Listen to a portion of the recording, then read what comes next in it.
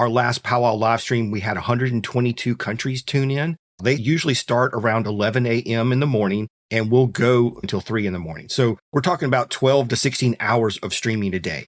After we get back, we'll take all of the little clips and then we'll put those up as individual YouTube videos. We feel like Facebook is where we go to have new people discover us. With 1.7 million followers, we were getting anywhere from 100 to 150 million views a month, which is just crazy, right? And so we are really focused on, we're posting more on Facebook. I mean, 15, 20 times a day of content, text, posts, videos, links, everything, just because the organic reach is there. And every conference I've gone to in the last 6 months, I'm telling everybody, it's like, are you posting on Facebook? Like once or twice a month. You got to post more. Fun fact, it is the 30-year anniversary of Pokemon this year in 2026. However, there's also another community that is celebrating their 30th year anniversary, and I'm speaking with the founder today. This is a community that you might not know about, but is huge, and it's thriving, especially in the online and live streaming space. And we're talking with the founder today, Paul Gowder, to talk about how he got started with this, what it's about, obviously, but also what he's doing that's working today, and how he's responded to some of the more recent changes in Google and organic traffic, and what is working especially on Facebook that you are not going to want to miss. It's a small window of opportunity that might be still available to you. So we're going to talk about that and so much more today with Paul Gowder, founder of powwows.com, and we get into the strategies today. So here we go. Paul, welcome to the podcast. Thanks for being here. Thank you so much. I appreciate you having me. I'm so excited because you have developed one of the most amazing communities I've done research on in a while. And it's amazing because I know you teach email marketing. You teach a lot of the stuff about live streaming that you've done. But tell me about this community that you've built. How did you get started with it? What is it about? And how big is it? I started it way back. 1996 is when I really started playing around with this. It was never meant to be a business. It was literally, I was in grad school and I was just playing with HTML. I mean, I know you like to tinker with stuff online too. For sure. And that's what it was. It was just, I was building HTML pages. The first page I built was about vintage Star Wars toys. Because yes, my figures are right here. Dude, do you have a Mandalorian helmet behind you too? I do. It's right there. Yeah. Oh my gosh, we're twins. Yeah. This is the way. So that's what I started building that, thinking, and the term wasn't around yet, but I was thinking I was going to be a Star Wars influencer, right? It was going to blow up. But I also, at the same time, was just adding some pages, putting photos about powwows, because I had just started learning about it. Friends were taking me to my first few powwows, and I was learning. So I threw up a couple of pictures and some basic information. Back then, it was easy to get indexed, and all of a sudden, we're appearing in, what was it back then? Alta Vista and whatever, right? And so people started coming and asking more questions and wanting me to share more. The Star Wars stuff nobody cared about because it was before Disney bought them. There were no other movies. But the other stuff, the powwow, it was people asking questions, and they wanted to engage with me, but they also wanted to engage with each other. And it was quickly, people were like, hey, how else can we be online together? It's like, okay, well, let's have a forum. So I threw up a V-Bulletin forum, and that's when really the community just took off. Community has really been the heart of what we do. This is our 30th anniversary, and it just continues to grow. We've moved platforms, we've moved spaces. It is a great community. So in terms of numbers, about 1.8 million followers on Facebook, 100 and something thousand subscribers on YouTube, Instagram 150, TikTok around 100,000. Wow. Yeah, it's a really, really great community, and that's what continues to drive us forward. This is amazing. First of all, congratulations. Those are huge numbers, and to have started 30 years ago, it's interesting because it's also the 30-year anniversary of Pokemon this year. Oh, yeah. Which is kind of funny. But tell me more about, what do you mean by powwows? I think people may hear that and not quite understand exactly what that means. And then if you could extend that to, why are people showing up online to connect about this? First, I want to say that powwows are Native American cultural celebrations. They happen for a variety of reasons. Some tribes have annual homecomings. Some are not sponsored by tribes, but by organizations, individuals, whatever. So they're for birthdays, sometimes anniversaries, or there's ones that just occur every year. They are open to the public, and anybody can go, and you're going to be completely immersed in Native culture, food, singing, dancing, crafts, the whole thing. And so if you're out there and have ever wanted to experience Native culture, please, here's my email. Yeah. So I have an email series all about what to expect at your first powwow, powwows.com/powwow101. That'll just tell you all the history, what everything means, and how to find a powwow near you. So yeah, they're amazing. I went to one in San Diego last year. First time we've been to a powwow out there. The Saquon tribe hosted us out there and we came. So there literally is a powwow in all 50 states, dozens of them in all 50 states. So there's one near you. You can go find it. That is amazing. That is amazing. And millions of people following. I mean, this is for a lot of people the first time they're hearing about such a community. Obviously, we know Native American communities exist, but online, you're not quite sure kind of what that might be about. And so information about what to expect, where to find them, probably sharing of ideas between tribes on how to make these better and grander, I would imagine. What else happens in these communities that you really enjoy? There's just amazing experience. I think, and one of the reasons we do have a following kind of outside the Native community now, in our last powwow live stream, we had 122 countries tune in. What? Yeah. I think the authentic part of people still being in their culture, still being true to their tribe's history, their culture. I think all of those kind of things resonate with people, especially in this crazy divided times that we're in. I think that part of it and the singing, the history, the power of those songs, when you hear them, it does resonate with people, not just in the Native community, but all over the world. And people want to know more about it. They want to watch more. And that's where we help people. You know, I feel like we are the connector. We help people connect, experience, and explore Native culture. I love that. Well, you're speaking my language related to superfans and building community. And one of the things that I talk about in my book, Superfans, is going live and bringing that community together, becoming a hub or a node for all of that. You said 122 countries watching powwows live. Tell me about your live streaming cadence in terms of rhythm. How often are you going live and what are you using to do so? We do a couple of different things. One, I have a weekly show that I do where I bring guests on or talk about what's going on in powwows.com, but also, with powwows, whatever. But then our big lives are, we go to about 30 powwows a year, and I have a couple of teams that help me with that now. And so we travel all over North America and we actually go to powwows and we stream them live. We're using a variety of things. We're using Ecamm. I know we both are friends with and Absolutely love Ecamm. So we're using that. We are also using Wirecast. When we do our full production, we're anywhere from 4 to 6 cameras, all PTZ cameras. And, that's a little bit bigger production than what I do here at home. But yeah, it's pretty cool. It's grown over the years. We did our first live stream in 2004. And we've just been continuing to grow it. It's really fun. And again, it's the community, it's in the chats and hearing the people. I think the best compliment we ever get is when somebody says they're watching from overseas or they're watching at home because they can't travel. They see a family member or they feel connected back to their tribe and their culture. That's the kind of stuff. And that's what keeps us going.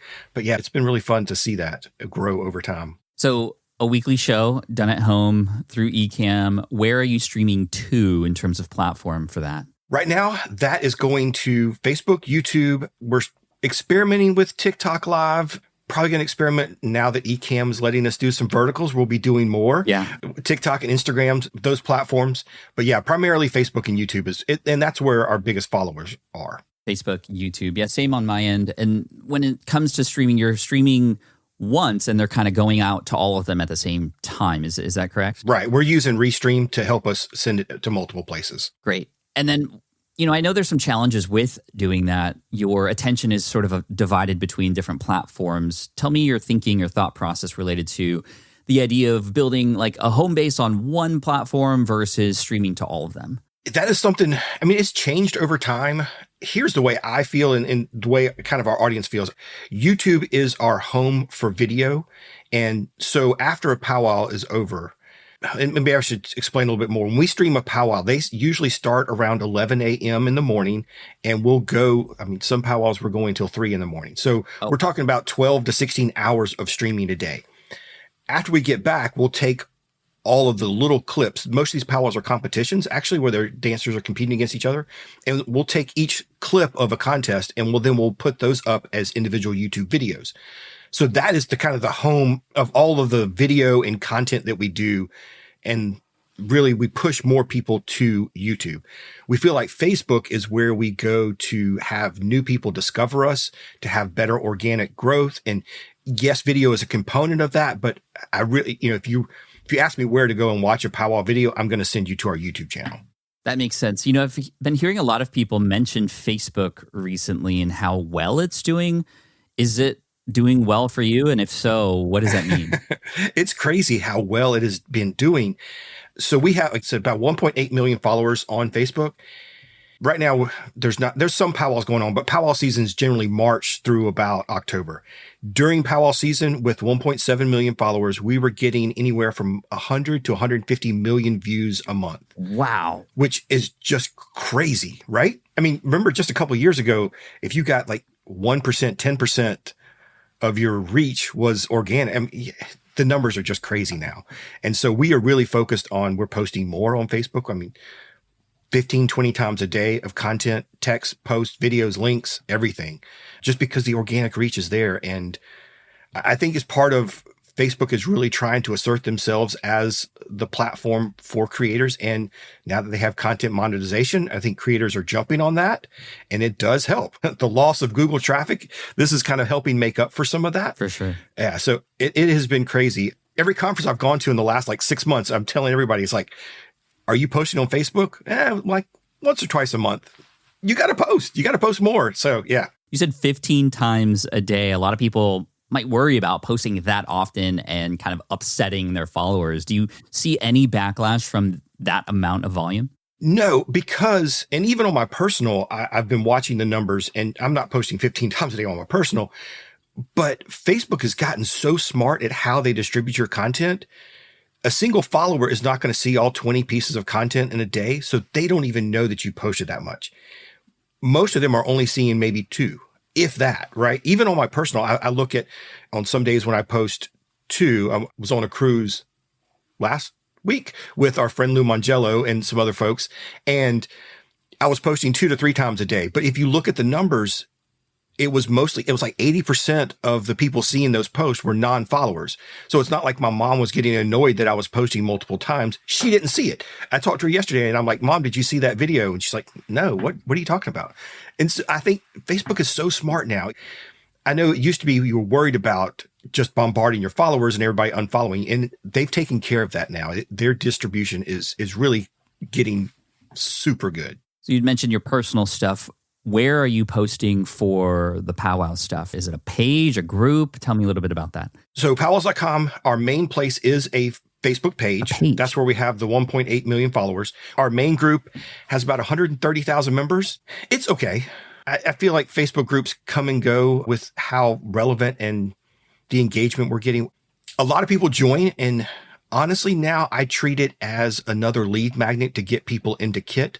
So I'm using a tool called Group Leads. When people ask to join, I ask for their email address. Group Leads scrapes that and moves it right into Kit. So it's a great lead magnet. I just don't see much engagement now. We've actually spun up a Mighty Networks for powwows, and that's really where we're trying to push people. We're still starting. We've only got a few hundred people in there, but just with a few hundred people, I'm seeing more engagement, more conversation, more people like messaging me and say, dude, this is so awesome, where I'm actually having real conversations compared to the 130,000 Facebook group where it's just people hitting share and like, and there's no real conversation. Yeah, the pages seem to be picking up again. I remember back in the day in the late 2000s or early 2010s, pages were everything, and then they just dropped off a cliff. Then it was groups, and groups was everything. And now it seems to be coming back. And now, like you said earlier, with content monetization, I mean, I've unlocked that fairly recently on my Facebook page for Deep Pocket Monster, the Pokemon channel. And it's comparable to YouTube now in terms of revenue that's coming in, if not sometimes even more, which is crazy. It's crazy. I was on the ship last week and I was like, I need to do a video. And I posted a video to powwows, something I had on my phone. And the next day it had 3 million views and several $100s in revenue. I'm like, how did that? It's just crazy. That single video. Yeah. That's crazy. And like you said, Facebook has changed over the years. And in 6 months, this probably won't be the case. And content monetization and Facebook reach is going to change. But while it's here, we all need to jump on it. Yes. So if you're listening to this and we haven't put an update in the front or on the landing page or show notes page, definitely take advantage of that. Where are you finding the content to post 15 times a day on Facebook? And actually, before that, are you posting 15 times a day anywhere else or just on Facebook? Just on Facebook. Okay. Where are you getting that content? Because that's a lot. It's a lot. So go back 6 months before content monetization really, really took off. It was me scheduling our articles, our blogs, photos, videos. It was me doing all of that, even text posts. Content monetization takes off. I'm listening to Niche Pursuits podcast, and I hear them talking about a company out there that helps people build their content monetization. So I partnered with a company called Publisher in a Box. And so they are helping me post and creating content. Really, really smart people. It's what they do is help people grow their following. And so they've taken what we were posting about powwows and they've expanded our content topics a little bit. So now we're posting more nature, we're posting historical, environmental, and it's something my followers really like and they want to engage with it. And we're seeing, again, that's when we get to 120, 150 million views a month, is because we're starting to share a little bit outside of our normal content. And it's just done tremendously well. That's interesting. Publisher in a Box. Definitely check them out. And that's is that Spencer's company? Spencer from Niche Pursuits, or did he just recommend that? No, he was using them. Yeah, he just recommended them. Yeah. Spencer creates all this stuff, so I wasn't sure. He does. You're right. I wouldn't have been surprised. Every single week, I'm here in this chair broadcasting and streaming in front of thousands of people. There's only one tool that I would trust to be able to do this reliably, and that is Ecamm Live. I've been with them for over a decade. And whether you're recording courses, going live, running webinars, or building your YouTube channel, Ecamm gives you everything you need. Multicam, switching, professional overlays, and direct streaming to any platform, all designed exclusively for Mac. And here's what I love most. There is no complicated setup, no headaches, just studio quality video that looks professional and feels like you. It's professional video production for your Mac at a price that makes sense for creators building real businesses. When I'm focused on delivering value to my audience, the last thing I want to worry about is whether my tech is going to cooperate. Ecamm just works. And they have a special offer just for SPI podcast listeners. You can get 15% off your first payment with promo code SPI15. Head to ecamm.com/SPI. That's ECAMM.com/SPI. On the live streams themselves, let's go into programming, formatting. Do you do anything specific to engage with the followers while they're watching a powwow, for example? I mean, that's a long live stream. Do you just kind of set it and forget it? Tell me about your activity during the live stream as somebody producing that. So we try to make sure that we're in the chat engaging with people. We also will do a few things, especially with some of the really big powwows.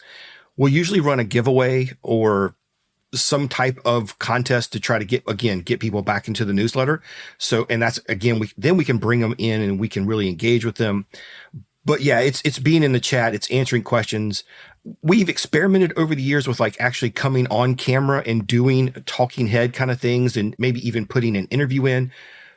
My audience they don't like for us to cut away from the powwow. And since these are nonstop kind of things for those 12 hours, so we've stopped doing that. And if we'll record video or record interviews, record that kind of stuff and show it later.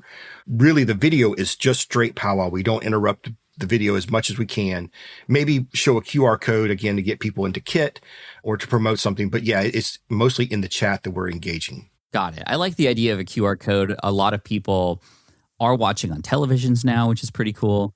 So tell me about the QR code. What are you leading people to generally to collect that email address? And then what happens after that? The two biggest ones that we do during powwows is the what to expect at your first powwow.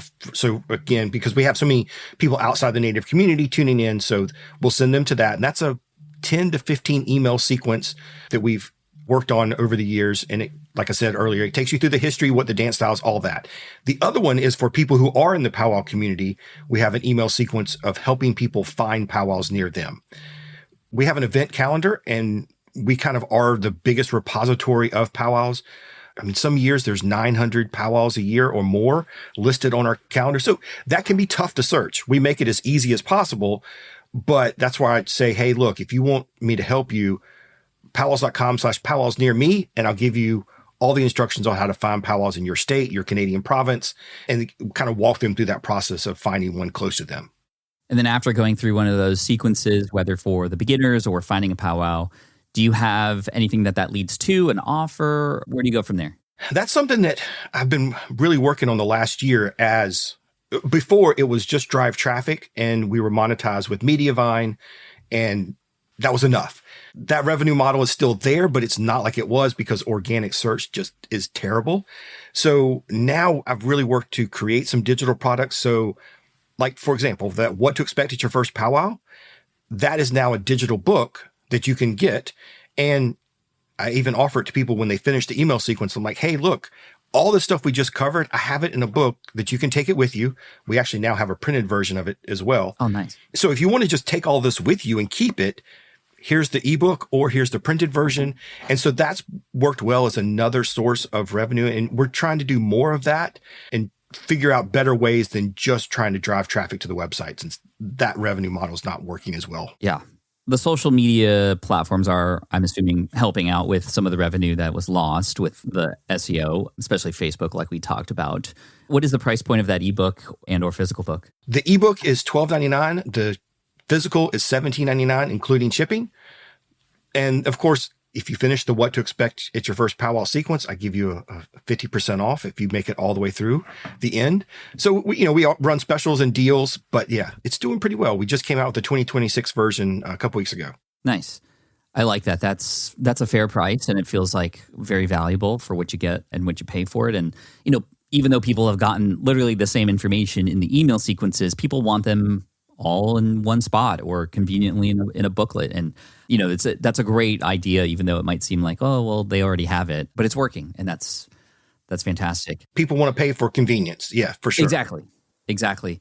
So tell me about plans for the future. As we wrap up, I'm curious what maybe innovative things you're thinking about doing with the live streams and the platform in which you've built. I mean, this community is already successful, but I always know that we need to try to stay at the forefront and try to invent and create some novelty to keep it running. What are you thinking about these days to bring some new flavor into it? Mighty Networks is our new challenge and new thing that I wanted to build. Just like email, where I feel like it is one of the few things that you can own and control in this whole social media world. So I really do want to drive people to Kit first and then to our Mighty Networks, because it just feels like a better place, better engagement, better control, whatever. So those are the two things we're really focused on right now. Our live streams, we're working on upgrading cameras, doing some better production value, really looking at that new Ecamm beta so that we can do vertical video along with our regular traditional video. So we'll be doing more of that this year. The biggest powwow of the year is coming up in April, and it's their last one. The family that runs that has decided to stop. So yeah, we're really gearing up for that. In terms of how big it is, it's about 100 to 120,000 people in person. Holy moly. Yeah, I think last year we had 12 million views or something during the weekend. It's crazy big. So we're working to really ramp that up and to do really good production for that one.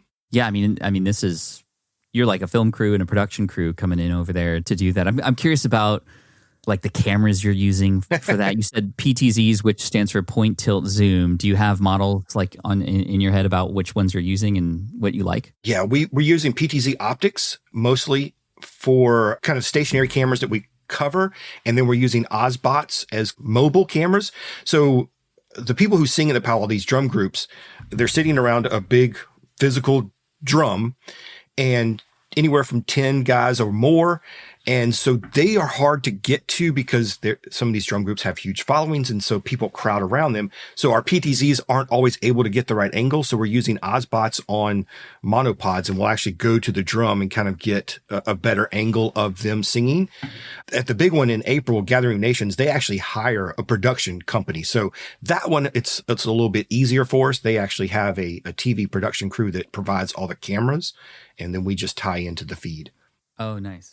That's really awesome. Have you explored anything like drones or anything like that for live stuff? We've talked about it. Most of the big ones that we go to are inside, so that's a little prohibitive. But yeah, some of the outside ones, we do want to do drones. Our biggest challenge is that we've been using Starlink, but the outdoor ones are usually in such remote areas that internet's not good. So we've been really focused on making sure that we get good internet and good signal. So maybe we'll look at drones once we get that. I think this year we're maybe even starting to like link some Starlinks together and trying to get better bandwidth to these places. Yeah, that's cool. I mean, honestly, I think live streaming is going to be very, very important for the future of content creation as things become more AI and more perfect seeming. I mean, the live stream feels the most real. It's the next best thing to being there in person is the live streams where anything can happen and it's real people saying real things. It's vulnerable. It's awesome. It's unique. It's in real time. I have been leaning into live more on my side as well. We're going to, on the Pokemon side of things, actually ramp up production a little bit. And so that's why I'm very curious about the cameras you're using and all that kind of stuff. Lighting, I'm sure, is a big component of this as well for you. Any tips or strategies with relation to lighting and things like that? I've been really improving the studio over the last few years. The wooden wall back there, my daughter and I built during COVID. That was a cool project. It looks great. Thank you. The blue lighting is new. Creator Camp, eCam's conference. I went up there and talked to a bunch of folks. Luria and some other people really helped me design that. So there's actually a berry pole going across there. And so I've got a bunch of lights mounted right above my head or just off camera. So that's been fun to really, kind of improve. And then I've got the Elgato lights in front of me, doing the front lighting. Looks great. I mean, you don't see any blue on you, so it's behind you pointing at the wall, and you have glasses on, and I don't see any reflections. Whatever you've done, you've done very well. So it's definitely inspirational. Paul, where can people go to see your personal stuff? I know that you teach email marketing and things like that as well, and obviously the powwow stuff. I think people are going to be very curious, and I'm sure a lot of people will want to learn even more about powwows and where to get started with that. So tell us all the things. I hope so. So want to learn more about powwows, powwows.com/powwow101 is the what to expect at your first powwow. If you're just looking to find powwows near you, powwows.com/powwows-near-me. And talking about all this organic Facebook stuff, I took kind of a cue from you in your 30-day video challenge, which I did do, and I'm still going on my personal stuff. So I did a challenge, and it's still out there. I've turned it in now to an email challenge, helping people create 26 pieces of content in 10 days for Facebook. And so you can check that out over at paulgowder.com/Facebook challenge. Or if you're just interested on how I do email, again, email is really the heart of our community. I think we've got 100,000 subscribers right now on email, and it can do wonders for your business. It's so amazing. That's paulgowder.com/email tools is how I build my email list. Gowder, Gowder, Gowder like powder. That's it. Awesome, man. Thank you so much. And it was so cool to hear about how things are going over there on your end, especially with the Native American powwows. Like, that is amazing. And I expect it to continue to grow. So congrats on everything. And thanks for all the inspiration today. Thank you. All right. I hope you enjoyed that conversation with Paul Gowder. Again, you can check him out, powwows.com, or of course, Paul Gowder, Gowder like powder, paulgowder.com. We mentioned eCam Live in this particular episode, and I want to give a shout out and thank you to them for sponsoring this episode. They are amazing. Definitely check them out. If you want to go and check out our discount that's available, head on over to smartpassiveincome.com/eCam, and you'll see that available for you there. And please, I beg you, give live streaming a try if you haven't already. This is the future of content creation because everything is needing to be real these days to counter all of the fake stuff that's out there. So go live and check out eCam Live at smartpassiveincome.com/eCam. We'll see you in the next episode. Be sure to hit subscribe or follow so you don't miss out, and I'll see you in the next one. Before you go, I've been using eCam Live for over a decade because it's the only tool I trust for reliable streaming and recording. Whether you're launching a YouTube channel, coaching clients, or building your online business, eCam gives you the tools to look professional without the production team. No complicated setup, no headaches. Get 15% off your first payment with promo code SPI15 at ecam.com/SPI. That's ECAMM.com/SPI, promo code SPI15.